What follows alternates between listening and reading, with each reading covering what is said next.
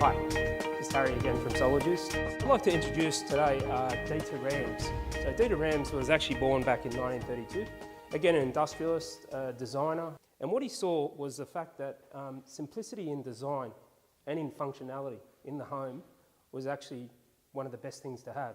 He says, I imagine our current situation will cause future generations to shudder at the thoughtless way in which we today fill our homes, our cities and our landscape with chaos and assorted junk. And just listening to that quote and thinking to yourself that emptiness in a household and the white and the features that they come about is actually more positive than actually having cluttered furniture, and there's no real value in that. The next slide actually shows that as well, because he used to realise himself that and used to stay towards what they call the 10 commandments of design. And they were that good design is innovative, so it allows you to again spread your wings and become more within the product. Good design makes a product useful. Of course, we see people who are actually saving their power and storing it in a battery. Good design is aesthetic. There is nothing more appealing that I've seen so far in a battery than what the LG Chem represents today. Good design makes a product more understandable. Good design is honest. When you buy something like the LG Chem, you know you're getting quality. And so that's what's represented as well by the design in there. Good design is long lasting. Can't really see that getting out of fashion anytime soon. Good design is thorough down to the last detail. You know, the torque screws, the actual aluminium, and these are little things that people look at. Good design is environmentally friendly.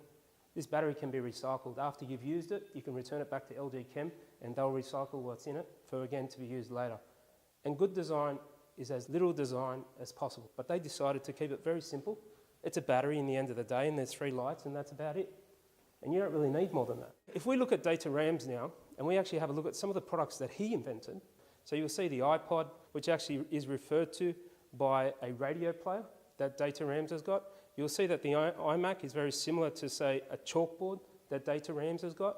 You'll see the Braun calculator that Dieter Rams came out from 20 years ago. It's now being utilised by the iPhone. And of course, who can forget the discography that Braun made? Such a nice form of artwork, right?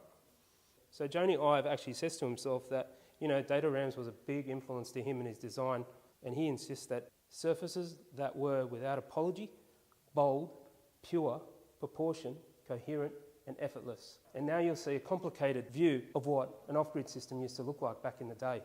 And you can see how nice and coherent simplicity is with design and the way that it seamlessly comes together.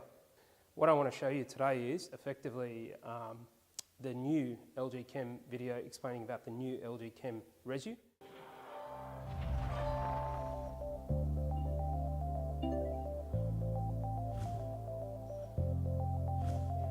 So what we can see here today is basically within the residential ESS and the commercial storage capacity, you'll find that both the pouches are actually utilised in the same battery.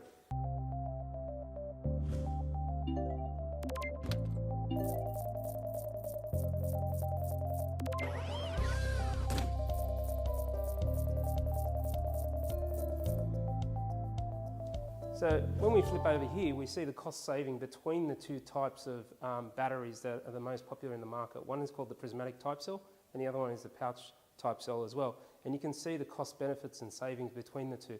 Obviously the pouch is a lot more easier to mass produce, so that again, the efficiency of mass producing allows the cost factor to go down.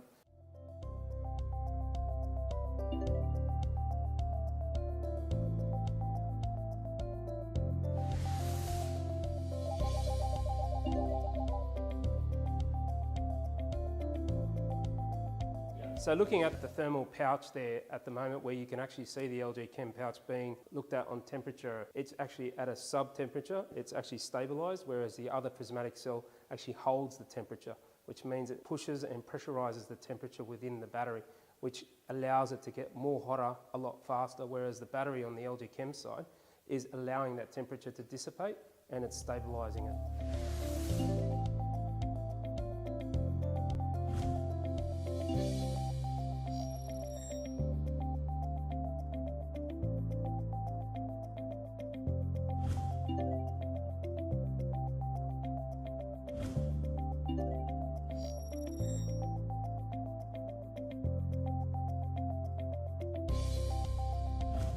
As you can see on the application there, you'll find that when you do pressurised temperature within a battery, it starts to deform on the prismatic side of the cell, where you see that they actually use what they call a winding type battery, whereas with the LG Chem, it actually uses a lamination and stacking part, as you saw in the animation. So it's actually getting those elements, putting them together and stacking them on top of each other, allowing the heat and the temperature to suppress itself and go away from the battery.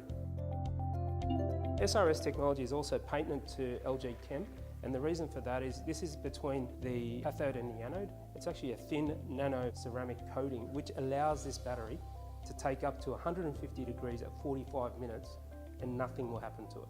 That's a really, really safe battery. So basically, I just want to end off in saying that LG Chem as a traditional company and basically a very strong and united company in terms of chemical manufacturing.